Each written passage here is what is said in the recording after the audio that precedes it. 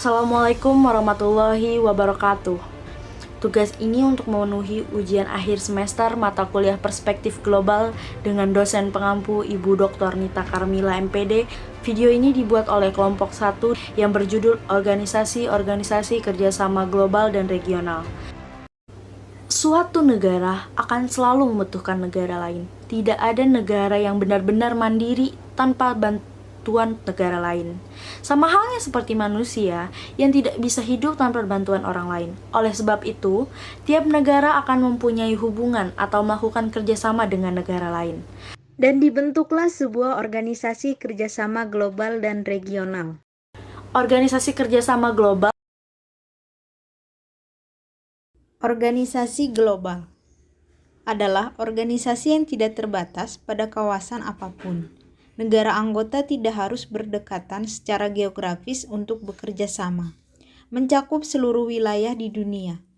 Biasanya, isu-isu yang dibahas dalam organisasi kerjasama global adalah hal-hal yang sifatnya mengglobal kepada isu keamanan atau perdamaian dunia, pemanasan global, lingkungan hidup, ekonomi, maupun kesehatan seperti penanganan pandemi COVID-19 yang sedang terjadi. Melalui kerjasama global ini, negara memiliki kesempatan untuk mengambil langkah bersama untuk permasalahan yang sama-sama dialami warga dunia.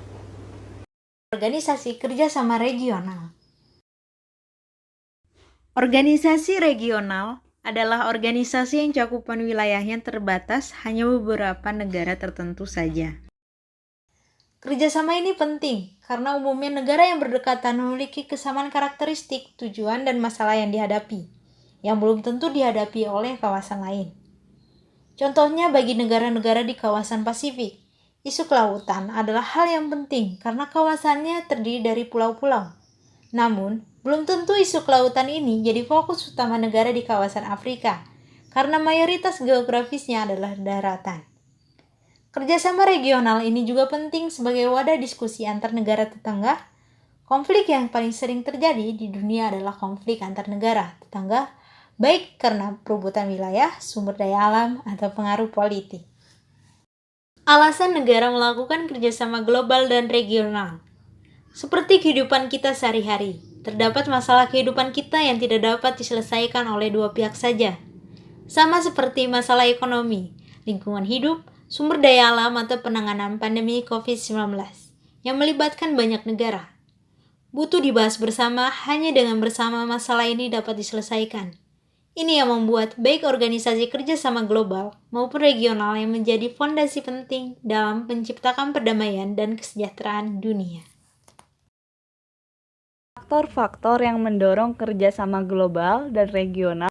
Kemajuan di bidang teknologi menyebabkan makin mudahnya hubungan yang dapat dilakukan negara, sehingga meningkatkan ketergantungan satu dengan yang lainnya. Yang kedua, kemajuan dan perkembangan ekonomi mempengaruhi kesejahteraan bangsa dan negara, sehingga kesejahteraan suatu negara dapat berpengaruh pada kesejahteraan negara lainnya di dunia.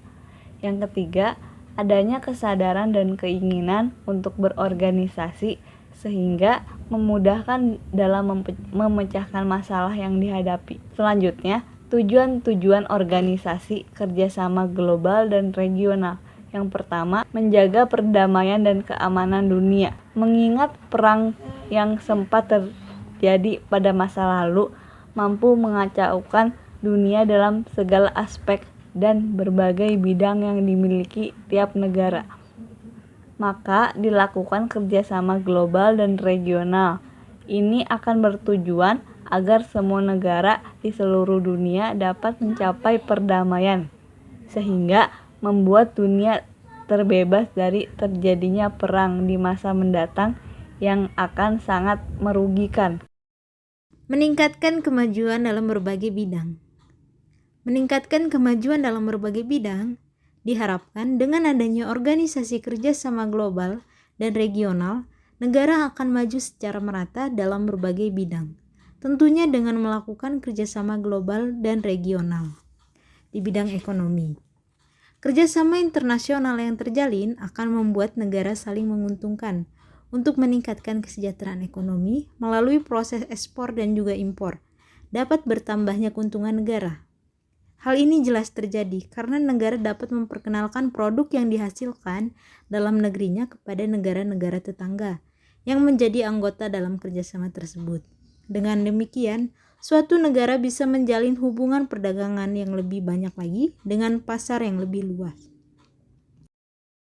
Di bidang ilmu, pendidikan, dan teknologi, dapat dilakukan pertukaran pelajar dan mahasiswa. Hal ini bertujuan untuk menimba ilmu sehingga pada nantinya akan membawa dampak positif bagi negara. Kerjasama antar negara akan meningkatkan ilmu pengetahuan dan juga teknologi. Dengan sering berkumpul dan sharing, maka suatu negara akan bisa mencontoh negara lain dalam bidang ilmu pengetahuan dan juga teknologi supaya lebih maju dan juga lebih modern. Melengkapi kebutuhan negara, seperti diketahui, tiap negara mempunyai iklim serta keadaan alamnya yang berbeda-beda. Hal ini termasuk kondisi geografisnya yang akan mengakibatkan kebutuhan pada setiap negara juga berbeda. Contohnya Indonesia sebagai negara agraris, tentu akan memiliki cadangan beras lebih banyak jika dibandingkan dengan negara industri, lantaran mereka memiliki lahan pertanian lebih sedikit. Dengan adanya kondisi seperti itulah yang membuat organisasi kerjasama global dan regional antar negara perlu dilakukan, guna mencukupi dan melengkapi kebutuhan negara masing-masing. Nah, contoh organisasi kerjasama global adalah PBB. PBB adalah Perserikatan Bangsa-Bangsa yang berdiri pada tanggal 24 Oktober 1945 dan bertujuan untuk memelihara perdamaian dan keamanan internasional, mengembangkan hubungan-hubungan bersaudara antara bangsa-bangsa, menciptakan kerjasama dalam memecahkan masalah usaha internasional dalam bidang ekonomi, sosial, budaya, dan hak asasi manusia. PBB sendiri mempunyai pengaruh yang cukup besar. PBB pernah membantu menyelesaikan perselisihan antara Indonesia Belanda pada masa perjuangan kemerdekaan melalui pembentukan KTN atau Komisi Tiga Negara dan United Nations Commission for Indonesia atau disingkat UNCE. 2. PBB membantu menyelesaikan sengketa antara Indonesia dan Belanda mengenai masalah Irian Barat. Dalam perselisihan tersebut, PBB membentuk United Nations Temporary Executive Authority atau UNTA atau pemerintahan sementara PBB pada Irian Barat. Selanjutnya adalah OKI, Organisasi Kerjasama Islam atau OKI yang beranggotakan negara-negara Islam atau mayoritas penduduknya Islam, berdiri pada tanggal 25 Oktober 1969 yang bertujuan untuk meningkatkan solidaritas Islam antara anggota negaranya, melindungi tempat-tempat suci umat Islam, mendukung perdamaian dan keamanan internasional, membantu perjuangan kemerdekaan negara Palestina, promosi Islam sebagai agama yang damai dan rahmatul lil alamin, dan perlunya semangat persaudaraan Islam dalam mengatasi tantangan global. WHO, Organisasi Kesehatan Dunia, adalah badan PBB yang bertindak sebagai koordinator kesehatan umum internasional. Didirikan pada 7 April 1948. Tujuan WHO ialah untuk mencapai kesehatan dengan secara maksimal untuk seluruh rakyat di seluruh dunia. Untuk mencapai hal tersebut, WHO aktif melaksanakan tugas-tugas diantaranya sebagai berikut. Yang pertama, memiliki tugas menanggulangi kesehatan dengan membantu atau melaksanakan pembatasan terhadap penyakit-penyakit menular. Yang kedua, memberikan bantuan kesehatan kepada negara-negara yang perlu bantuan. Yang ketiga, membantu dalam peningkatan kesejahteraan serta juga kesehatan ibu dan anak. Pengaruh WHO. Indonesia menjadi negara pertama di wilayah Asia Tenggara yang menjalani uji klinis WHO Solidarity Trial untuk menemukan pengobatan COVID-19.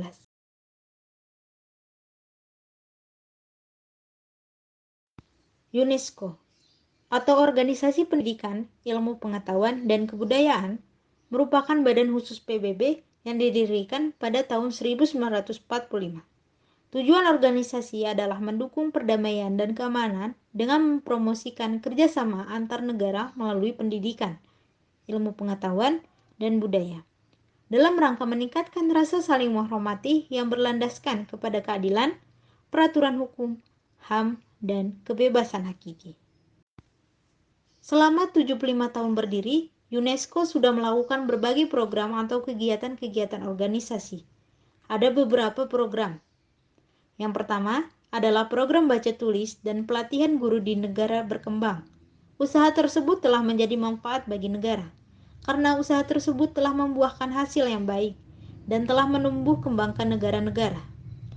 Yang kedua yaitu proyek sejarah dan kebudayaan, seperti promosi kebudayaan serta proyek sejarah berupa kerjasama persetujuan internasional yang bertujuan untuk melestarikan, melindungi, serta mengamankan budaya dan alam. Juga memelihara hak asasi manusia.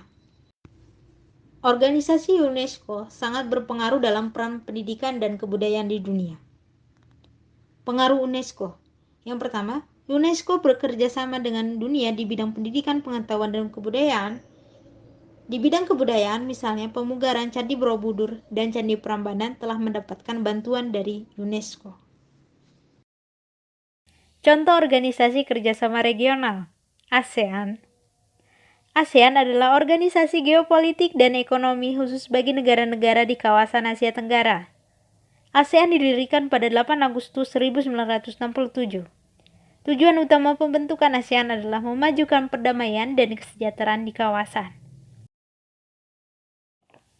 ASEAN adalah wadah pemersatu negara-negara Asia Tenggara untuk saling tolong-menolong dalam menghadapi tantangan kawasan dan global, seperti bencana alam, krisis ekonomi, konflik kepentingan, hingga pandemi global. Masalah-masalah yang tidak sanggup untuk menyelesaikannya sendiri, seperti situasi COVID-19 yang sangat butuh usaha bersama. Kedua ASEAN adalah mitra strategis dan pasar besar bagi investasi perdagangan dan sumber daya manusia. Kemudian ASEAN adalah pemain besar dalam ekonomi global. ASEAN mempunyai pengaruh besar dalam menjaga perdamaian dan peningkatan kesejahteraan, tidak hanya di kawasan tapi juga di dunia. ASEAN menjalin kerjasama melalui mekanisme ASEAN Regional Forum atau ARF. Sebagai contoh, Indonesia melalui ASEAN mendorong konsep Indo-Pasifik untuk menciptakan kawasan Laut Hindia dan Laut Pasifik yang fokus terhadap perdamaian dan kesejahteraan. Konsep ASEAN Connectivity juga membuat negara ASEAN lebih gencar membangun infrastruktur dan transportasi untuk memudahkan aktivitas antarbangsa. ASEAN juga menjadi wadah membangun kesepakatan ekonomi yang saling menguntungkan agar produk Indonesia bisa masuk ke negara-negara ASEAN. ASEAN juga bekerja sama saling membantu ketika ada bencana alam melalui One ASEAN One Response dan tentunya membuka kesempatan yang lebih besar bagi sumber daya manusia. NATO didirikan pada 4 April 1949. Tujuan NATO menciptakan situasi aman dan damai di kawasan Atlantik Utara, melindungi negara-negara Eropa dan Amerika Utara dari pengaruh komunisme, berperan aktif dalam upaya menciptakan perdamaian dunia, saling peduli dan membantu permasalahan pertahanan dan keamanan negara anggota NATO.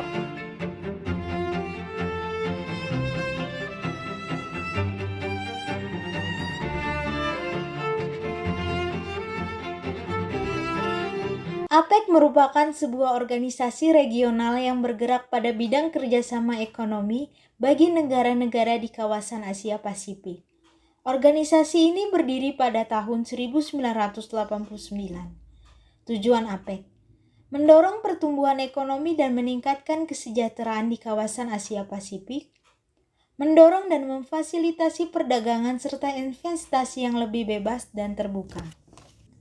Yang ketiga, nilai penanaman modal asing dari seluruh anggota APEC yang masuk ke Indonesia membawa pengaruh sebesar 2,5 miliar US dollar di tahun 1994 dan meningkat pada tahun 2011 menjadi 10,6 miliar US dollar. Demikianlah penjelasan mengenai organisasi-organisasi kerjasama global dan regional. Intinya, keanggotaan dalam satu organisasi kawasan maupun internasional harus dapat mewujudkan kontribusi negara dalam menjaga perdamaian dan kesejahteraan di kawasan dan di dunia.